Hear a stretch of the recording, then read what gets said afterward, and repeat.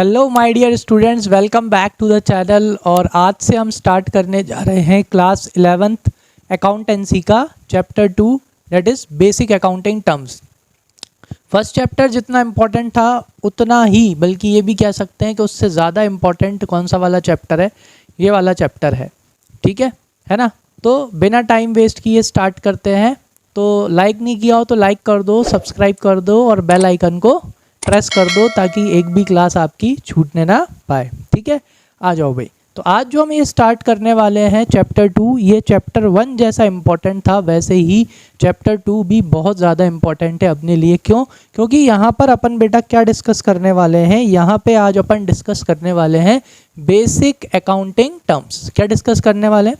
Basic accounting terms. कि sir ये क्या होता है बेसिक अकाउंटिंग टर्म्स? एक्चुअल में देखा जाए तो today we are going to start a chapter which is what a language of accounting. ठीक है, इसमें जो टर्म्स यूज़ करे जाते हैं उस भाषा को क्या करना है बेटा, समझना है। जब तक भाषा समझ में नहीं आएगी क्या अपन इस सब्जेक्ट को अच्छे से समझ पाएंगे? नहीं समझ पाएंगे।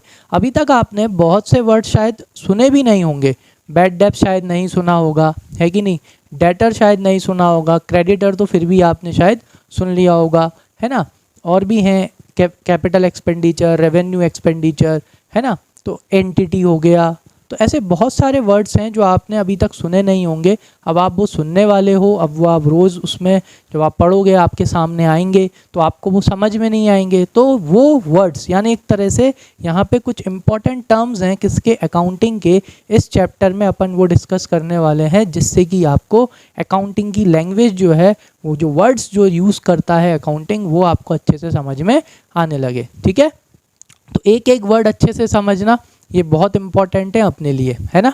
चलो आ जाओ। तो चैप्टर 2 फर्स्ट कौन सा अपन स्टार्ट करने वाले हैं भाई? Accounting terms. It is very important to understand these words. ये इंपॉर्टेंट है, इन जितने भी ये वर्ड्स इसमें आज अपन सीखेंगे। ठीक है, कोशिश करेंगे कि अपन अच्छे से सीखें। उसके पीछे का रीज़न है अपने को ये लॉन्ग टर्म तक याद रखना है, क्योंकि अपन ने अब कॉमर्स ले लिया है तो इन वर्ड से तो अपने को डील करना ही पड़ेगा। तो आ जाओ, सबसे पहला बेसिक अकाउंटिंग टर्म क्या होता है बेटा? एंटिटी। क्या होता है? एंटिटी। तो एंटिटी कौन है सर? एंटिटी वो होता है जो क्या कर रहा है बेटा, इकोनॉमिक एक्टिविटीज़ कर रहा है। क्या कर रहा है? जो इकोनॉमिक एक्टिविटीज़ कर रहा है उसे क्या बोला जाता है? एंटिटी बोला जाता है। आ जाओ।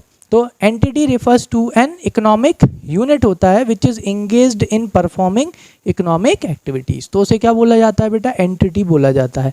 और एंटिटी दो तरह के होते हैं। एंटिटी एक बिजनेस एंटिटी भी होती है और एक नॉट फॉर प्रॉफिट एंटिटी भी होती है ना। दोनों ही क्या कर रही हैं? इकोनॉमिक एक्टिविटी कर रही हैं। चलो आ जाओ। जैसे फॉर एग्जांपल कि हीरो इंडस्ट्रीज़ इकोनॉमिक एंटिटी है, टाटा मोटर्स इकोनॉमिक एंटिटी है, रिलायंस इंडस्ट्रीज़ इकोनॉमिक एंटिटी है, Agarwal traders, MS Jain brothers, जो आप दुकानों के नाम देखते हो जिनमें वो लोग नाम लिखे रहते हैं, एक्चुअल में देखा जाए तो वो भी कौन है बेटा? वो भी एंटिटी है। द रीज़न इज़ बिकॉज वो लोग क्या कर रहे हैं? वो लोग इकोनॉमिक एक्टिविटी कर रहे हैं। इकोनॉमिक एक्टिविटी मतलब वो ऐसा काम कर रहे हैं जिससे वो लोगों को क्या दे रहे हैं? गुड्स एंड सर्विसेज प्रोवाइड कर रहे हैं। समझ में आया? इकोनॉमिक एक्टिविटी वो एक्टिविटी होती है जिसमें जो क्या बोलते हैं, सामने वाले को आप क्या प्रोवाइड कर रहे हो? Goods and services. तो यहाँ पर ये जो बिजनेस ने अपन ने डिस्कस करे, हीरो इंडस्ट्रीज़ हो गई, टाटा मोटर्स हो गई, रिलायंस इंडस्ट्रीज़ हो गई, what they are doing? They are doing economic activities. इसका मतलब ये लोग लोगों को क्या प्रोवाइड करा रहे हैं? Goods and services. Hero industries क्या करती है पता है ना? बाइक। टाटा तो कितने उसमें है? यहाँ तो अपन ने टाटा मोटर्स लिया है। टाटा मोटर्स मतलब कार्स, है ना। यहाँ पे अपन ने सिर्फ रिलायंस इंडस्ट्रीज़ लिया है। रिलायंस में तो कितना सारा काम होता है रिलायंस का, है कि नहीं।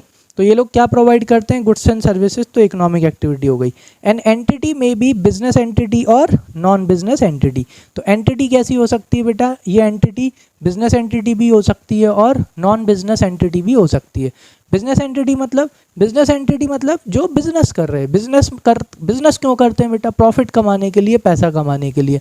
तो बिजनेस एंटिटी वो एंटिटी होती है जो ये इकोनॉमिक एक्टिविटीज़ कर रही है, क्या अर्न करने के लिए? प्रॉफिट अर्न करने के लिए। ठीक है, चलो नेक्स्ट उस पर चलते हैं।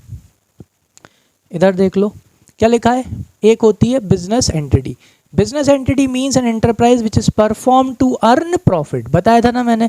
आप बिजनेस करोगे, क्यों करोगे बेटा? आप बिजनेस करोगे ताकि आप प्रॉफिट कमा सको, आप ज़्यादा से ज़्यादा पैसा कमा सको। आया समझ में?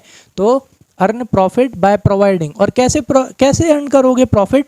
या तो आप गुड्स बेचोगे क्या बेचोगे, गुड्स, या तो आप क्या बेचोगे बेटा, सर्विसेज। बस for example Bajaj auto limited, Britannia industries limited, ये सब क्या है जो पिछली अपन ने उसमें पढ़ी, टाटा मोटर्स हो गई, है ना, हीरो इंडस्ट्री, हीरो हो गई, ये सब क्या है बेटा, ये सारी बिजनेस एंटिटीज़ हैं। They are what they are doing, they are doing this business, ये वो बिजनेस कर रहे हैं क्या अर्न करने के लिए, प्रॉफिट अर्न करने के लिए, बाय सेलिंग गुड्स और ऑफरिंग सर्विसेज। ठीक है, आ जाओ।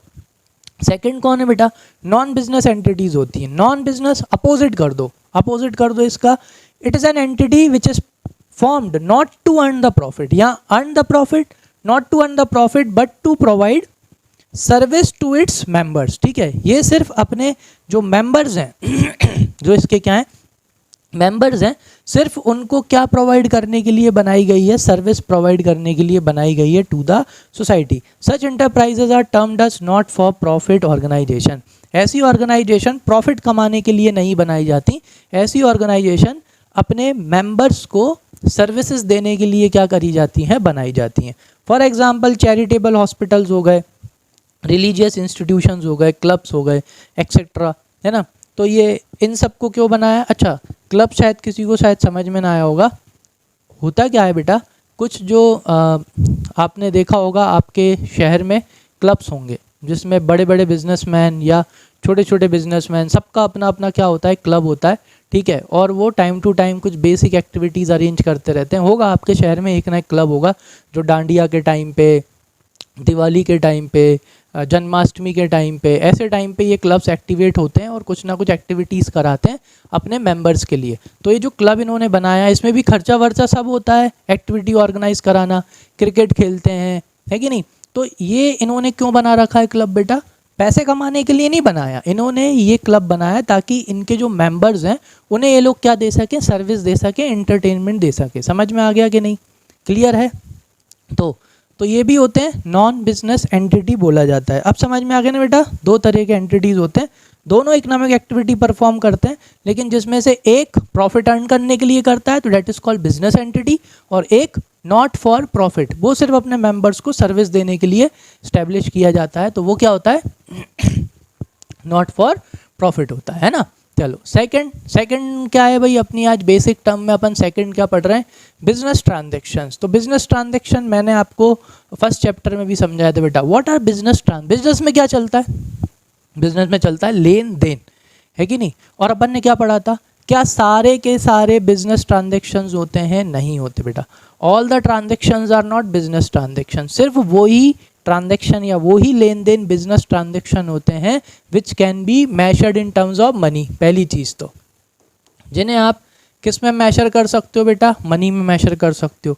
एग्जाम्पल याद है, मैनेजर वाला दिया था, अगर मैनेजर छोड़ के चला जाए, ठीक है, आपका तो मैनेजर छोड़ के गया है बेटा, मैनेजर छोड़ के चला गया, ठीक है, ये भी एक ट्रांजैक्शन ही है, वो चला गया, है ना।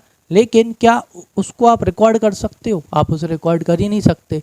मैनेजर के जाने की वजह से लॉस हो रहा है, लेकिन आप नहीं लिख सकते कि भाई ये लॉस किसकी वजह से हो रहा है, मैनेजर के जाने की वजह से। समझ में आया, ये बिजनेस ट्रांजैक्शन नहीं है। क्लियर हो गई चीज़ के नहीं आई। हाँ, आपने गुड्स महंगा खरीद लिया, वो क्या है, वो आपका बिजनेस ट्रांजैक्शन है which can be measured in terms of money. समझ में आ गया कि नहीं। तो बिजनेस ट्रांजैक्शन वो ट्रांजैक्शन होते हैं जिन्हें आप मनी में क्या कर सकते हो, मेजर कर सकते हो, और इन ट्रांजैक्शन के वजह से तुम्हारे बिजनेस, जो आपका बिजनेस है, उस बिजनेस की फाइनेंशियल पोजीशन पे फ़र्क आता है। यानी आपके बिजनेस की एसेट और आपके बिजनेस की लायबिलिटी। आज कोशिश करेंगे एसेट और लायबिलिटी भी अच्छे से समझ लें। अभी तक मैंने क्या समझा है, एसेट्स क्या होती हैं बेटा, एसेट्स वो होती हैं जिन चीज़ों से पैसा आता है, और लायबिलिटी क्या होती हैं, जिन चीज़ों से पैसा जाता है। एसेट वो जिन चीज़ों से पैसा आता है बिजनेस में, आज नहीं तो कल, अभी ये पॉइंट याद रखो।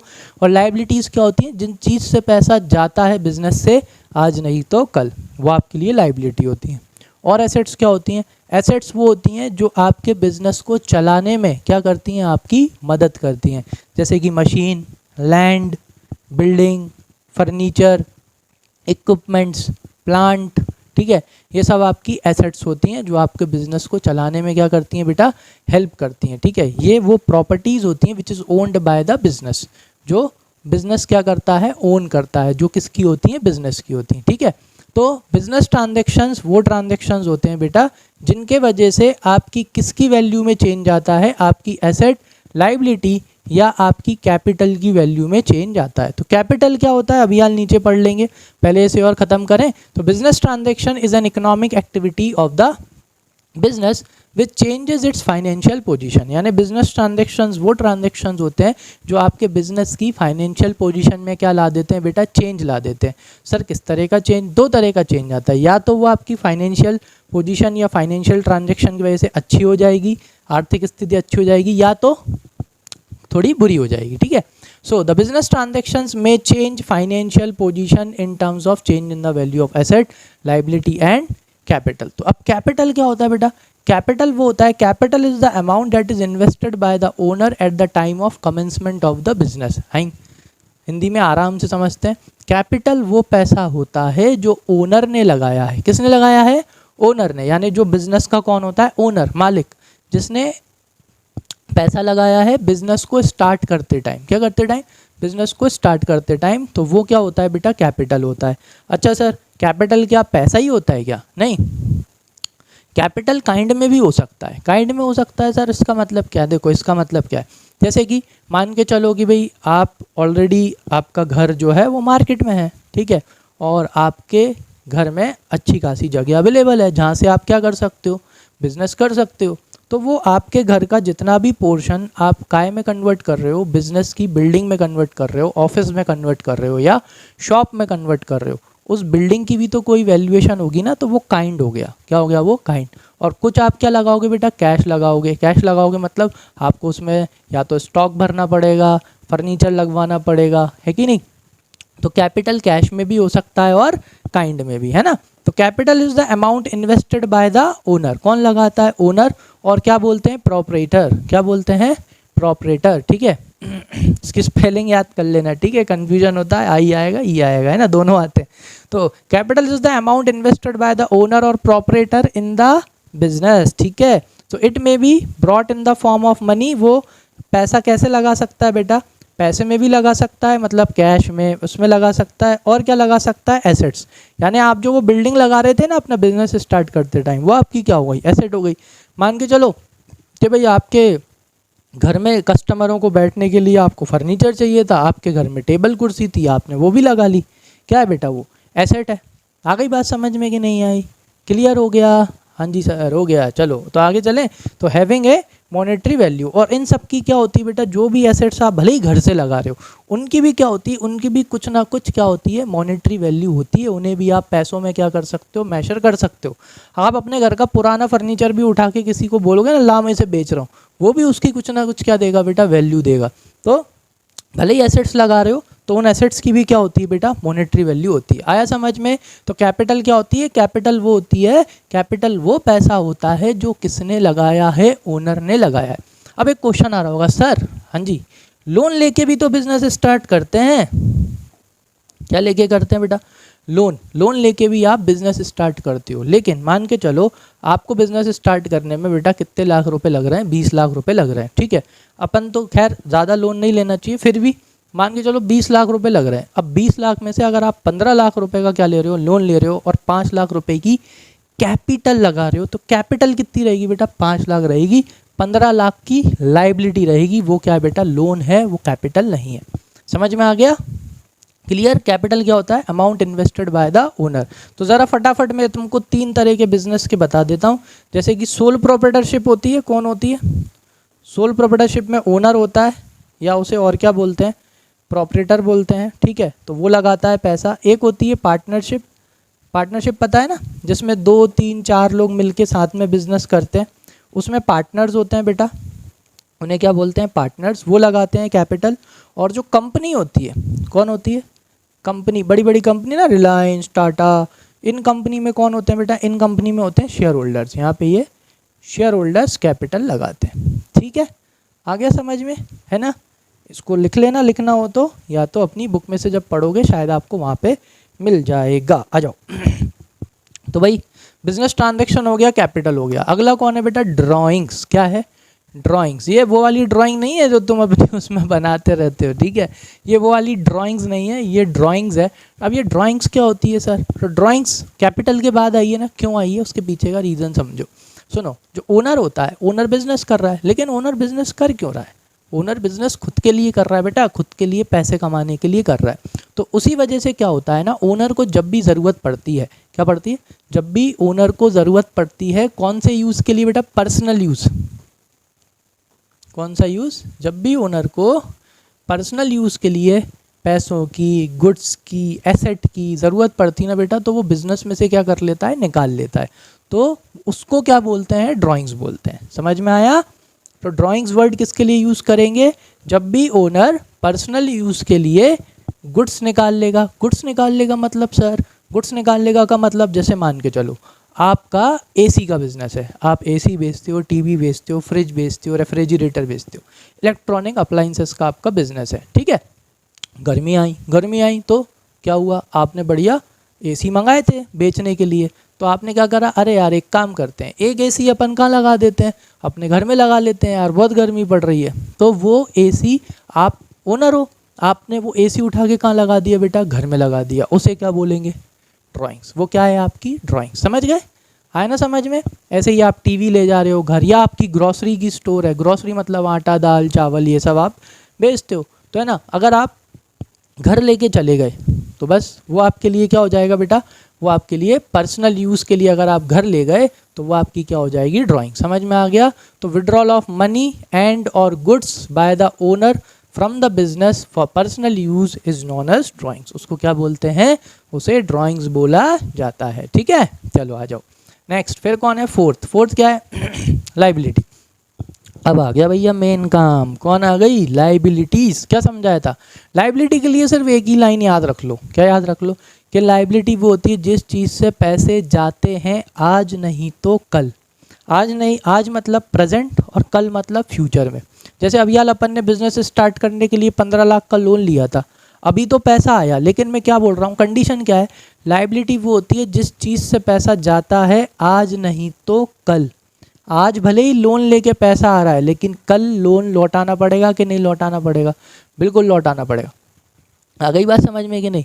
है ना? यहाँ पे ऐसा नहीं चलता कि अरे सर आप हमें नहीं जानते, हम नहीं लौटाएंगे। नहीं, यहाँ पे अपन जब भी पढ़ते हैं तो अपन ट्रू एंड फेयर पढ़ते हैं, ईमानदारी से पढ़ते हैं, है ना, ईमानदारी वाला काम करते हैं। तो लाइबिलिटी का मतलब क्या होता है बेटा? जिस चीज़ से पैसे जाएंगे आज नहीं तो कल। आप भले ही सामने वाले से आज पैसे ले रहे हो, उधार ले रहे हो, वो आपके लिए क्या है? लाइबिलिटी। रीज़न इज टुडे और टुमारो, आज या तो फ्यूचर में आपको उसे उतने पैसे क्या करने पड़ेंगे? वापस करने पड़ेंगे, ठीक है। चलो आ जाओ। तो करंट लाइबिलिटीज़ बेटा कितने तरह की होती हैं? एक होती है आपकी नॉन करंट लाइबिलिटी और दूसरी होती है आपकी करंट लाइबिलिटी। अच्छा, करंट का मतलब पता है ना? अभी, करंट अफेयर्स अभी, है ना। तो नॉन करंट क्या हो गया बेटा? उसका अपोजिट हो गया कि नहीं हो गया? हो गया ना। चलो अभी तो आप 11th में हो, इसलिए आपको सिखाने के लिए 1 साल का टाइम लिया जाता है। जब आप 12th में आओगे ना, तब आपको ऑपरेटिंग साइकिल सिखाऊंगा। क्या सिखाऊंगा? Operating cycle. उससे आपको और अच्छे से समझ में आएगा कि कब कोई लाइबिलिटी नॉन करंट लाइबिलिटी होती है और कब कोई लाइबिलिटी करंट लाइबिलिटी होती है। तो अभी 11th के पॉइंट ऑफ व्यू से कैसे सिखाते हैं आपको? ऐसे सिखाया जाता है कि बेटा अगर कोई लाइबिलिटी, क्या लाइबिलिटी? अगर कोई लाइबिलिटी है और उस लाइबिलिटी को पे करने के लिए आपके पास कितने साल का टाइम है? More than 1 year. कितने साल का टाइम है? अगर 1 साल से ज़्यादा का टाइम है तो वो आपकी कौन सी लाइबिलिटी हो गई बेटा? Non current liability. क्योंकि उस लाइबिलिटी को अभी नहीं पे करना, उसे कब पे करना है? 1 साल के बाद। मतलब 1 साल से ज़्यादा का टाइम, 2, 3, 4 साल हैं आपके पास, तो वो आपकी कौन सी लाइबिलिटी है बेटा? नॉन करंट लाइबिलिटी है, ठीक है। लेकिन अगर कोई लाइबिलिटी है करंट, करंट मतलब अभी, अभी मतलब अगर कोई लाइबिलिटी है जिसे 1 साल के अंदर अंदर पे करना है, कितने साल के अंदर अंदर? 1 साल के अंदर अंदर अगर पे करना है तो फिर वो आपकी कौन सी लाइबिलिटी हो गई? वो आपकी करंट लाइबिलिटी हो गई, अभी की, इस साल की, ठीक है। आ जाओ। तो लाइबिलिटी क्या है? तो liabilities are the obligation. Obligation का मतलब क्या होता है? अपनी ड्यूटीज, अपनी रिस्पॉन्सिबिलिटी। तो लाइबिलिटीज आर अवर ऑब्लिगेशंस और डेब्ट्स यानी कर्जा debt an enterprise has to pay at the some time in the future. यानी जो इंटरप्राइज को पे करना ही है, आगे फ्यूचर में जब समय आएगा तब पे करना ही पड़ेगा। Debt is it is the amount owed by the business, यानी ये वो पैसा है जो अपन ओड करते हैं, जो अपने को सामने वाले को देना है, ठीक है। So the amount payable to the owner is termed as internal liability और द ओनर्स इक्विटी। मैं आपको अब एक चीज़ और अच्छे से समझाता हूँ बेटा कि जब भी अकाउंटिंग की जाती है, मैंने शायद आपको फर्स्ट लेक्चर में बताया था, जब भी अपन क्या करते हैं अकाउंटिंग, इस बात को अब गांठ बांध लेना, ठीक है, बिल्कुल नहीं भूलना आप कभी, ठीक है। आ जाओ, है ना, अभी जो बताने जा रहा हूँ।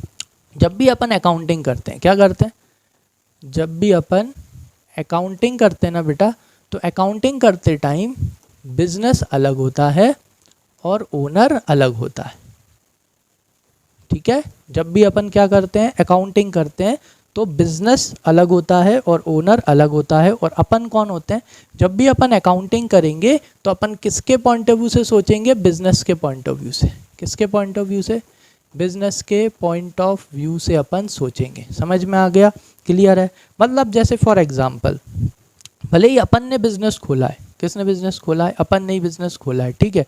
अपने बिजनेस का नाम क्या है भाई, क्या बोलते हैं, क्या नाम रखें, कुछ भी नाम रख लेते हैं, जैसे for example lotus electronic store. अगर अपने बिजनेस की लोटस इलेक्ट्रॉनिक स्टोर है, ठीक है, तो जब भी अपन क्या करेंगे बेटा अकाउंटिंग करेंगे ना, तो अपन लोटस इलेक्ट्रॉनिक स्टोर बन जाएंगे, अपन बिजनेस बनेंगे। अपन बिजनेस के पॉइंट ऑफ व्यू से सोचेंगे, अपन ओनर के पॉइंट ऑफ व्यू से नहीं सोचेंगे। आ गई बात समझ में, क्योंकि अगर अपन ओनर के पॉइंट ऑफ व्यू से अगर सोच के अकाउंटिंग करेंगे ना, तो बेटा अपन हो जाएंगे बायस्ड, अपन करेंगे पक्षपात, अपन सही से अकाउंटिंग नहीं कर पाएंगे, गलती करेंगे। इसलिए जब भी अकाउंटिंग की जाती है, किसके पॉइंट ऑफ व्यू से की जाती है बेटा, बिजनेस के पॉइंट ऑफ व्यू से। अपन हमेशा कौन बन जाएंगे, बिजनेस, ठीक है। तो अब इधर आ जाओ, तो अगर अपन बिजनेस हो गए तो अपन बिजनेस हैं, ओनर कौन है, अलग। तो जो पैसा अपन को ओनर देता है ना, कैपिटल, अपन ने अभी पढ़ा था ना, कौन पीछे कैपिटल पढ़ा था कि नहीं, ये जो कैपिटल है ना, जो कौन ने दिया था अपन को, ओनर ने दिया था। क्योंकि अपन कौन है, अपन बिजनेस है, और ओनर कौन है बेटा, ओनर अलग बंदा है ये, ठीक है। इसने अपन को पैसे दिए, समझ में आया। तो अपन को ओनर ने पैसे दिए, तो जो पैसा ओनर ने अपन को दिया है ना, वो अपने लिए क्या है बेटा, लायबिलिटी। क्या है, लायबिलिटी। यानी the capital invested bye the owner is liability for us. Business के लिए क्या है, अपन कौन है, बिजनेस, अपने लिए वो क्या है बेटा, लायबिलिटी है। आ गई बात समझ में कि नहीं आई, ठीक है। मतलब जब भी बिजनेस बंद होगा, आज नहीं तो कल, ये पैसे अपन ओनर को क्या कर देंगे, वापस कर देंगे। क्या करेंगे, वापस, ऑटोमेटिकली वापस होंगे। जब भी बिजनेस बंद होगा, तो बिजनेस बंद होगा तो बेटा सारी चीज़ें क्या होंगी, बेची जाएंगी, अपने आप ओनर को अपना पैसा क्या मिल जाएगा, वापस मिल जाएगा। तो उसने जो कैपिटल लगाई होगी उससे ज़्यादा पैसा भी मिल सकता है अगर बिजनेस अच्छा चला हो, प्रॉफिट में चला हो, और कम भी मिल सकता है, ठीक है। आई थिंक समझ में आ गया होगा बेटा, नहीं आए तो कमेंट में लिख देना, ठीक है। मैं सबको रिप्लाई भी कर रहा हूँ, हेल्प भी कर रहा हूँ, ठीक है ना। आ जाओ, तो यहाँ पे अपन वापस आते हैं। तो it is the amount owed by the business, the amount payable to the owner is termed as internal liability. तो जो ओनर को पैसे देने होते हैं वो घर की बात है, ओनर घर का है, इसलिए इंटरनल लायबिलिटी बोलते हैं। जो पैसा ओनर को देना होता है ना एट द टाइम ऑफ, जब बिजनेस बंद होता है तब, तो वो इंटरनल लायबिलिटी होती है। और क्या बोलते हैं इसको, ओनर्स इक्विटी। क्या बोलते हैं, ओनर्स इक्विटी। इक्विटी मतलब जो ओनर होता है ना, उसको इक्विटी बोलते हैं, ठीक है। आ जाओ, then the amount payable to the outsider is termed as external liability. तो जो बाहर के होते हैं, जैसे बैंक से लोन ले लिया, देखो बोरोइंग्स यानी बैंक से लोन ले लिया या किसी और से लोन ले लिया। क्रेडिटर मतलब जो अपने सप्लायर है उससे क्या ले लिया, लोन ले लिया, है कि नहीं, या उससे अपन ने उधारी में क्या मंगा लिया, रॉ मटेरियल मंगा लिया, गुड्स मंगा लिए बेचने के लिए। तो ये अपनी कौन सी लायबिलिटी है, बाहर वाले हैं। ये कौन है बेटा, बाहर वाले। तो ये कौन है बेटा, एक्सटर्नल। समझ में आ गया कि नहीं। अच्छा, एक कॉमन सेंस वाली बात बताओ, अगर तुमने घर से पैसा उधार लिया है और तुमने बाहर से भी पैसा उधार लिया है, जब तुम्हारे पास पैसा आएगा सबसे पहले किन्हें लौटाना पड़ेगा, सबसे पहले पैसा आप बाहर वालों को ही लौटाओगे। तो ये चीज़ भी ध्यान रखना, जब भी बिजनेस बंद होता है ना बेटा फ्यूचर में, सबसे पहले एक्सटर्नल लायबिलिटी पे करी जाती है, उसके बाद इंटरनल लायबिलिटी पे करी जाती है। चलो, एक्सटर्नल इंटरनल लायबिलिटी समझ में आ गया होगा बेटा, है ना। चलो नेक्स्ट पे आ जाते हैं। तो दो तरह की लाइबिलिटी होती है, नॉन करंट लाइबिलिटी और करंट लाइबिलिटी, ये भी मैंने आपको समझा दिया था। देखो, it refers to a liability which is payable after a period of more than 12 months from the date of balance sheet. मतलब जिस दिन आपकी बैलेंस शीट बनाई जाती है उस दिन से देखा जाता है क्या इस लाइबिलिटी को पे करने के लिए आपके पास 12 महीने से ज़्यादा का टाइम है क्या। जैसे फॉर एग्जांपल, आप ज़्यादातर बैलेंस शीट कब बनाते हो बेटा, 31 मार्च को। कब बनाते हो, 31 मार्च को। अब आप 31 मार्च को क्या बना रहे थे, बैलेंस शीट बना रहे थे, तो आपने देखा एक लोन। क्या देखा आपने बैलेंस शीट में, लोन देखा कि भाई आपके ऊपर कितने का लोन है, आपके ऊपर 5 लाख रुपए का लोन है, ठीक है। अब आप ये देखोगे कि इस लोन को बैलेंस शीट बनाते टाइम कब बना रहे हैं, 31 मार्च 2025 को बैठ के, इमेजिन करो बिल्कुल बैठ के तुम बैलेंस शीट बना रहे हो, तुम्हें बैलेंस शीट में क्या मिल गया, लोन। लोन क्या है, लायबिलिटी। आज नहीं तो कल क्या जाएंगे बेटा, पैसे जाएंगे। तुम्हें ये लोन मिल गया, तुमने डेट देखी कि अरे इस लोन को कब पे करना है, तुमने देखा कि अरे इस लोन को तो कब पे करना है, इस लोन को पे करना है अपने को फॉर एग्जांपल मान के चलते हैं 1 अप्रैल 2027 तक पे करना है तुम्हें। तो ऐसे तो ज़रा देखो, जिस दिन तुम बैलेंस शीट बना रहे हो और इस डेट में कितने महीने का टाइम है, कम से कम 2 साल का टाइम हो गया, 1.5-2 साल का हो गया कि नहीं हो गया, 12 महीने से ज़्यादा हुए कि नहीं हुए, हाँ जी सर हो गए। मतलब कौन सी लाइबिलिटी, नॉन करेंट लाइबिलिटी, ठीक है। सेकंड कौन सी लाइबिलिटी होती है बेटा, करेंट, 1 साल से अंदर, ठीक है। It refers to the liability which is payable within a period of 1 year, जिसे आपको 1 साल के अंदर अंदर क्या करना है, पे करना है।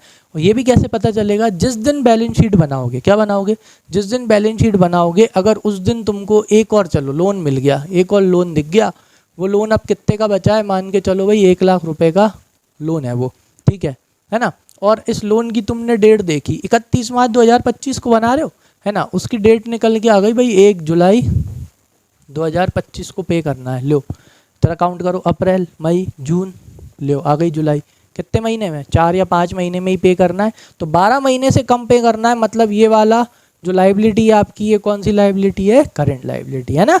आया ना अच्छे से समझ में, हाँ जी। तो क्रेडिटर्स, सप्लायर बेटा, सप्लायर ज़्यादा टाइम के लिए पैसा उधार नहीं देते, या ज़्यादा टाइम के लिए वो सप्लाई तो कर देते हैं, स्टॉक सप्लाई कर देते हैं, रॉ मटेरियल सप्लाई कर देते हैं, लेकिन क्या वो 1-1 साल रुकते हैं, वो नहीं रुकते, वो 3 महीने 4 महीने 5 महीने 6 महीने ज़्यादा से ज़्यादा उनको पेमेंट करना पड़ता है। तो ज़्यादातर क्रेडिटर्स अपने कौन होते हैं, सप्लायर्स होते हैं, ठीक है। ये किस किस के सप्लायर होते हैं, या तो ये गुड्स रॉ मटेरियल के सप्लायर होते हैं, या तो ये अपने को सर्विसेज देते हैं उसके सप्लायर होते हैं, ठीक है। तो ये उधार में दे देते हैं, इसलिए इन्हें लाइबिलिटी बोलते हैं, creditors. Bills payable, bills payable क्या होता है बेटा, एक बिल होता है, एक तरह से क्या होता है, बिल, और उस बिल के वजह से अपने को क्या करना होता है, पेबल, पेबल यानी पेमेंट करना होता है। इसको मैं आगे बहुत अच्छे से समझाऊंगा, अभी इस पर ज़्यादा टाइम वेस्ट नहीं कर रहा है, अभी बस इतना समझ लो, बिल होता है और उस बिल की वजह से अपने को क्या करना होता है, पेमेंट करना होता है, इससे रिलेशन होता है उसका क्रेडिटर्स से, ठीक है। अभी छोड़ देते हैं। बैंक ओवरड्राफ्ट, क्या लिखा है, बैंक ओवरड्राफ्ट क्या होता है ना, if you are a reputed customer of a bank, अगर तुम तुम्हारे बैंक के कैसे कस्टमर हो, अगर तुम तुम्हारे बैंक के एक रेप्यूटेड कस्टमर हो ना, तो क्या होगा, बैंक वाले ना तुमको एक फैसिलिटी देंगे, वो फैसिलिटी काहे की देंगे, ओवरड्राफ्ट की, काहे की, ओवरड्राफ्ट की फैसिलिटी देते हैं। मतलब कि अगर तुम बैंक के एक अच्छे रेप्यूटेड ईमानदार और बढ़िया कस्टमर हो ना, तो पता है वो क्या करेंगे, क्या करेंगे सर, वो है ना तुमको एक ओवरड्राफ्ट फैसिलिटी, ओवर मतलब ज़्यादा, कभी कभी बोलते ना, ए तू ओवर मत करे, अरे ये तो ओवर हो गया ज़्यादा, मतलब कि आपके अगर अकाउंट में पैसे नहीं भी है ना, तो वो आपको एक लिमिट दे देते हैं। जैसे फॉर एग्जांपल उनने आपको लिमिट दे दी 50 लाख कि मतलब अगर आपके अकाउंट में पैसे नहीं भी है ना, तो बेटा आप नेगेटिव कितना, मतलब आप बैंक से कितना पैसा निकाल सकते हो, 50 लाख रुपए तक निकाल सकते हो, उसे क्या बोलते हैं, बैंक ओवरड्राफ्ट। लेकिन क्या खा जाओ ये पैसा, नहीं, ये पैसा अपने को बैंक वालों को क्या करना होता है, 1 साल के अंदर अंदर वापस करना होता है, इसलिए ये सिर्फ रेप्यूटेड कस्टमरों को ही देते हैं, ठीक है। और क्या होता है बेटा, outstanding expenses, outstanding expense, outstanding expense का मतलब क्या होता है बेटा, आउटस्टैंडिंग एक्सपेंस का मतलब होता है खर्चा हो गया लेकिन अभी तक आपने उसका क्या नहीं करा, पेमेंट नहीं किया। एक्सपेंस, एक्सपेंस कब होता है, जब आपने सर्विस ले ली, क्या ले ली, आपने सर्विस ले ली। अच्छा, पोस्टपेड प्रीपेड पता है ना, एक पोस्टपेड होता है ना, पोस्टपेड मोबाइल बिल क्या होता है, पोस्टपेड, पोस्ट पेड मतलब आपने मोबाइल, पहले आप क्या करते हो, पहले आप सर्विस ले लेते हो, उसके बाद आपको क्या करना होता है, पेमेंट करना होता है। अब आपने 1 महीने बढ़िया post paid mobile service use करी, ठीक है, तो एक महीने आपने क्या ले ली बेटा, सर्विस ले ली, अभी तक आपने क्या नहीं करा, पेमेंट नहीं किया ना, तो उस एक्सपेंस को क्या बोलते हैं, आउटस्टैंडिंग एक्सपेंस। ठीक है, तो ये जो खर्चा होता है इसे भी आपको 1 साल के अंदर अंदर, बल्कि अगले महीने ही भरना पड़ेगा, नहीं कनेक्शन काट देंगे। आखिरी बात समझ में, ठीक है, कनेक्शन काट देते हैं। तो ये आपके कौन से खर्चे होते हैं बेटा, करंट मतलब आउटस्टैंडिंग एक्सपेंस, और कौन सी लाइबिलिटी होती है, करंट लाइबिलिटी होती है। ठीक है, चलो भाई आ जाओ। तो लाइबिलिटी के बाद कौन आ गई भाई, एसेट आ गई। फटाफट इस एसेट को भी डिस्कस कर लेते हैं ताकि दोनों चीज़ें बहुत अच्छे से आपको समझ में आ जाएं। तो लाइबिलिटी क्या थी बेटा, लाइबिलिटी थी आपकी जिस चीज़ से पैसे जाते हैं, वैसे ही आपकी क्या होती है, एसेट जिस चीज़ से पैसे आते हैं आज नहीं तो कल। वैसे ही आपकी एसेट भी 2 तरह की होती है बेटा, एक होती है नॉन करंट एसेट और एक होती है करंट एसेट। चलो एसेट के बारे में बात करते हैं। अच्छा मैंने इधर वाला खिसका लिया यार, पहले सही था, 1 मिनट है। चलो ये रहा, दोनों में ऊपर हेडिंग डाल दी ना। एसेट्स बेटा 2 तरह की आपकी एसेट होती है, नॉन करंट एसेट और करंट एसेट्स। चलो तो एसेट्स होती क्या है, सबसे पहला point, assets are the property owned by the business. जितनी भी प्रॉपर्टी होती है ना, ओन्ड बाय द बिजनेस। ठीक है, और ये जो प्रॉपर्टी है जैसे मशीन हो गई, बिल्डिंग हो गई, फर्नीचर हो गया, है कि नहीं, ये बेटा ये सब काय में इस्तेमाल करते हैं, ये आपको बिजनेस को रन करने में ये आपकी क्या करती हैं बेटा, हेल्प करती हैं। समझ में आ गया, क्लियर है। और इन एसेट से क्या होती है आपकी क्या बोलते हैं, सॉरी, एक तो ये आपकी प्रॉपर्टी होती है किसकी, बिजनेस की। दूसरा क्या होता है, ये आपके बिजनेस को रन करने में क्या करती हैं, हेल्प करती हैं। तीसरा क्या होता है, ये आपके बिजनेस की प्रोडक्शन कैपेसिटी को बढ़ाती हैं, प्रोडक्शन कैपेसिटी को क्या करती हैं, बढ़ाती हैं और मेंटेन करती हैं एसेट। अभी सिर्फ काय की बात कर रहे हैं अपन, एसेट की बात कर रहे हैं, समझ में आ गया। और इन एसेटों को आज नहीं तो कल बेचोगे, आज नहीं तो कल इन एसेटों की वजह से क्या आता है, पैसा आता है। तो एक चीज़ क्लियर कर लेना, एसेट्स वो होती हैं जो बिजनेस चलाने में मदद करती हैं, जिनसे आज नहीं तो कल क्या आता है बेटा, पैसा आता है। ठीक है, चलो आ जाओ, तो फटाफट देखते हैं non current assets. Non current assets आपकी वो एसेट्स होती हैं, फिक्स्ड एसेट्स, ठीक है, लॉन्ग टर्म एसेट्स, ठीक है ना, आपकी जो नॉन करंट एसेट, एक तो करंट एसेट होती है, करंट यानी अभी की एसेट, एक होती है नॉन करंट एसेट, यानी ये वो एसेट्स होती हैं बेटा जो लंबे टाइम तक चलती हैं, जो सालों साल चलती हैं, जो रिपीटेडली यूज़ होती हैं प्रोसेस ऑफ प्रोडक्शन में। जैसे मशीन हो गई, लैंड हो गई, बिल्डिंग हो गई, प्लांट हो गया, फर्नीचर हो गया। ये आपकी कौन सी एसेट्स हैं बेटा, ये आपकी नॉन करंट एसेट्स है जो आपके बिजनेस में लंबे टाइम तक चलती हैं, पहली बात। दूसरी चीज़, इनकी वैल्यू कैसी होती है, इनकी वैल्यू बहुत ही हाई होती है, बहुत महंगी होती हैं, ठीक है, और ये सालों साल चलती हैं। समझ में आया, आ जाओ। तो non current assets are those assets which are held for long term use in the business and are not meant for resale. तो ये वो एसेट होती हैं जो बिज़नेस में सालों साल चलती हैं और ये बिज़नेस की प्रोडक्शन कैपेसिटी बढ़ाती हैं और ये बिज़नेस में ख़रीदी जाती हैं, लेकिन इन्हें रीसेल पर्पस के लिए नहीं ख़रीदा जाता, इन्हें बिज़नेस में यूज़ करने के लिए ख़रीदा जाता है। ठीक है, पॉइंट में देख लेते हैं। These assets are held for the purpose of producing goods and services in order to earn revenue and to increase the profit earning capacity of the business. जो समझाया था वही लिखा है ना, कि ये जो प्रॉपर्टी है, ये जो प्रॉपर्टीज़ हैं, अपन इसलिए ख़रीदते हैं, एसेट्स इसलिए ख़रीदते हैं ताकि ये अपने बिजनेस की प्रोडक्शन कैपेसिटी बढ़ाएं, जिससे अपना रेवेन्यू बढ़ता है, जिससे अपन अपना प्रॉफिट बढ़ता है। ठीक है, अर्निंग कैपेसिटी। एग्जाम्पल के तौर पे देखो, ये होती हैं fixed assets, or fixed assets, इसमें टेंजिबल एसेट होती हैं और इंटेंजिबल एसेट होती हैं। अच्छा, टेंजिबल एसेट्स क्या होती हैं, टेंजिबल एसेट्स बेटा वो होती हैं जिन्हें आप देख सकते हो, आप मशीन देख सकते हो, बिल्डिंग देख सकते हो, कंप्यूटर देख सकते हो, आप फर्नीचर भी लग रहा है, फर्नीचर देख सकते हो। ठीक है, तो ये होती हैं tangible asset. Tangible assets are those assets which have physical presence, जिनकी क्या होती है, फिजिकल प्रेजेंस होती है, जिन्हें आप देख सकते हो, छू सकते हो, महसूस कर, मतलब ठीक है। लेकिन इंटेंजिबल एसेट्स वो एसेट्स होती हैं जिन्हें आप देख नहीं सकते, छू नहीं कर सकते, जिन्हें आप सिर्फ महसूस कर सकते हो, जैसे computer software, goodwill, patent, trademark, copyright. ठीक है, सो नॉन करेंट इन्वेस्टमेंट्स होती हैं, ठीक है, long term loans and advances होते हैं। ये आपकी कौन सी एसेट्स हैं बेटा, ये आपकी नॉन करेंट एसेट्स हैं। नॉन करेंट इन्वेस्टमेंट यानी आपने लंबे टाइम के लिए पैसे को क्या किया है, इन्वेस्ट किया है, तो आज नहीं तो कल उससे पैसा आएगा। Long term loans and advances, आपने लंबे टाइम के लिए लोन दिया है, ठीक है, आपने किसी को एडवांस दिया है, तो उससे भी क्या आएगा, फ्यूचर में पैसा आएगा या एसेट आएगी, ठीक है। चलो अब कौन सी एसेट्स के बारे में बात करेंगे, करंट एसेट्स। करंट एसेट यानी वो एसेट, आज की एसेट। ये एसेट्स बार बार क्या होती रहती हैं, चेंज होती रहती हैं। नॉन करंट एसेट्स चेंज नहीं होती। आ जाओ, तो नॉन करंट एसेट्स, ओ सॉरी, ये वाला पॉइंट यहाँ पे वापस से लिखा हो गया। चलो मैं ऐसे ही बता देता हूँ क्या होती है बेटा, current assets. Current assets are those assets which keeps on changing, जो बार बार क्या होती रहती है बेटा, चेंज होती रहती है। जैसे कि फॉर एग्जांपल यहाँ पे स्टॉक हो गया, ठीक है, ये आपका डेटर हो गया। डेटर यानी जिससे अपने को पैसे लेने हैं, इनको अपन क्रेडिट सेल कर देते हैं। क्या कर देते हैं, क्रेडिट सेल। कैश हो गया, कैश भी आपकी क्या है बेटा, ये आपकी करंट एसेट है। ये बार बार क्या होते रहते हैं, चेंज होते रहते हैं साल में। स्टॉक बार बार खरीदते हैं, बेचते हैं, चेंज होता रहता है। पैसे आते हैं कि नहीं, बोला था ना, एसेट वो होती है जिससे पैसा आता है। कैश तो कैश ही है। दूसरा क्या है, डेटर। डेटर कौन होता है, जिनको अपन क्रेडिट सेल कर देते हैं। क्या करते हैं, क्रेडिट सेल, उधारी में बेच देते हैं। तो इनसे अपन एक साल के अंदर अंदर क्या लेते हैं, पैसा लेते हैं। तो ये कौन सी एसेट्स होती हैं, करंट एसेट्स।